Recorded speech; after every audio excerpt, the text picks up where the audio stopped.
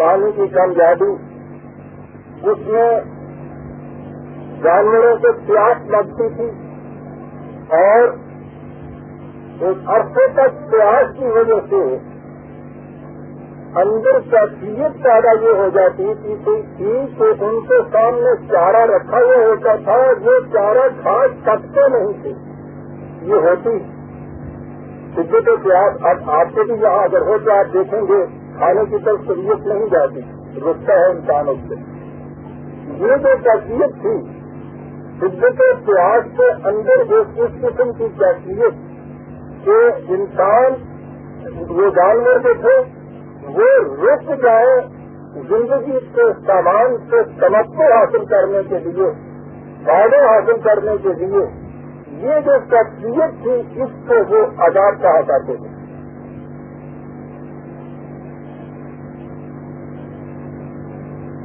اب آپ سوچیے کہ عذاب کیا ہے. سامان جیت سے فائدہ حاصل ہونے سے رک جانا اور یہ نتیجہ ہو انسان کے اپنے ان اعمال کا جو اس کے اندر اس قسم کی کیفیتیں پیدا کر دیں. اصل چیز رک جانا اور روک ہی ہے. ایک مکان پہ رک جانا تو اتنا بڑا عذاب ہے. حضور نبی صلی اللہ علیہ وسلم کی وہ حدیث کے جو پتھروں کے ڈھیر میں بھی چمکتے ہوئے موتی کی طرح صرف ٹھنڈا نظر آتی ہے. پورے قرآن کی تعلیم کا نچوڑ آ جاتا ہے. منستوا یا باہر چاہے یا مغلوب. کیا بات، جس سے 2 دن ایک جیسے گزر جائے سمجھ لیجیے کہ تباہ ہو گیا. 2 دن ایک جیسے.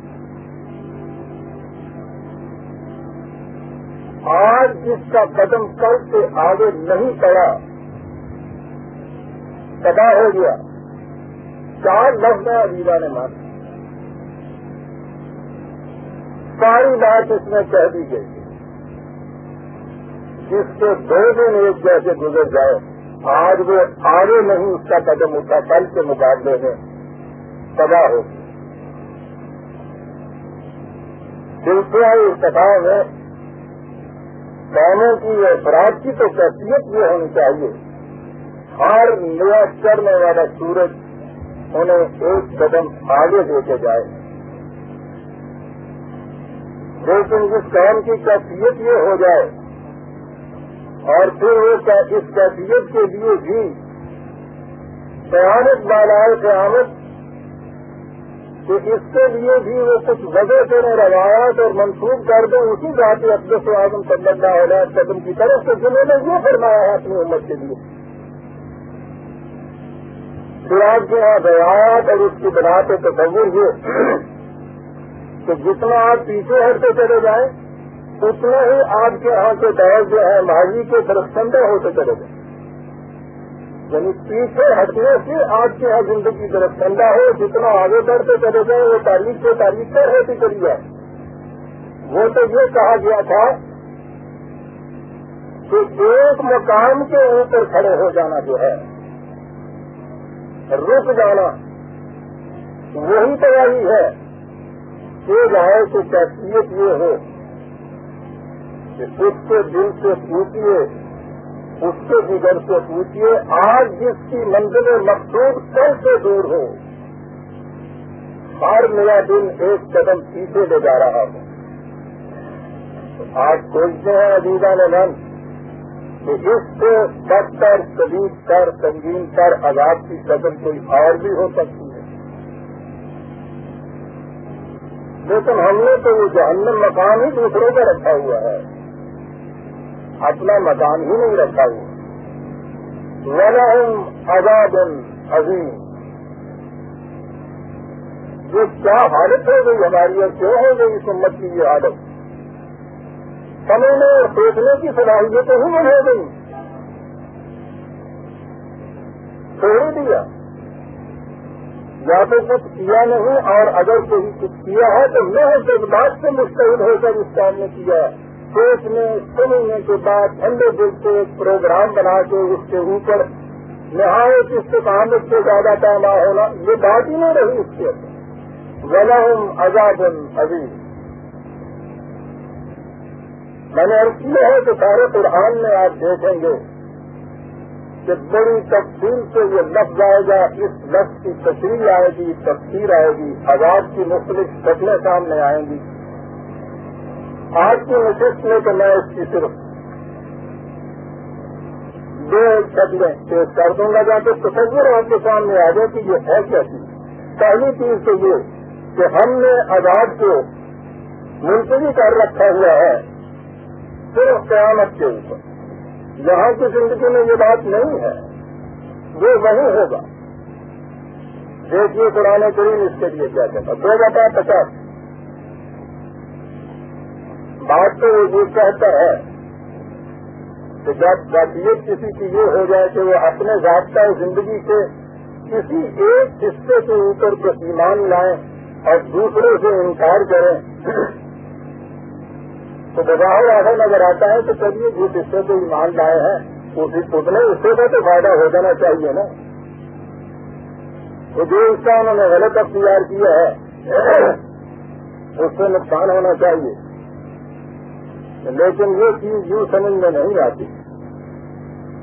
نظام زندگی تو ایک ناقابل تفصیل عادت ہے، اس کا پروگرام بھی ایک انڈیویجل ہول ہوتا ہے، فارمولہ بھی سے آپ کہتے ہیں، اس کے جو مختلف اجزاء ہیں ان میں یہ نہیں ہو سکتا کہ آپ نے اس میں سے 5 میں سے 3 لے لیے 2 چھوڑ دیے تو آپ نے کہا 60% 5 مارک تو آ ہی جاتا ہے۔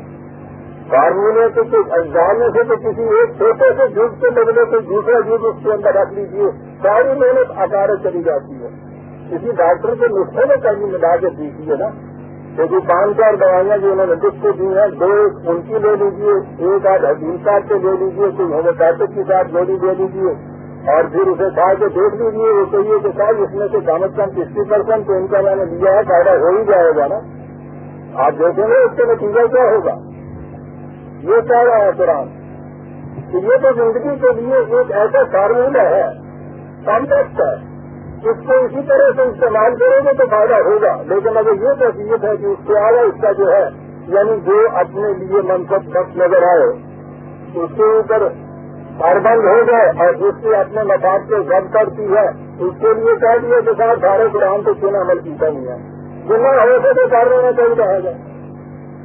قرآن کہتا یہ ہے، بات میں یہ کہہ رہا تھا کہ سماج جزائے من یفعل ذلک منکم، جو یہ روش اختیار کرتا ہے تم میں سے اس کا نتیجہ اس کے سوا کچھ اور نہیں ہو سکتا الا خزي في الحیات الدنیا، اس دنیا کی زندگی کے اندر ذلت اور خاری، ویوم القیامت یردون الی اشد العذاب، اور اس کے بعد کی زندگی کے اندر اس سے بھی زیادہ شدید سزا۔ اس دنیا کے اندر کی ذلت اور خاری دیکھ لیجیے، یہ خدا کا عذاب ہے۔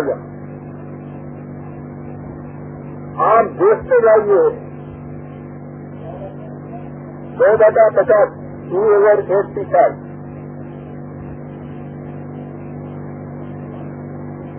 پھر ذلت خاری ہی نہیں،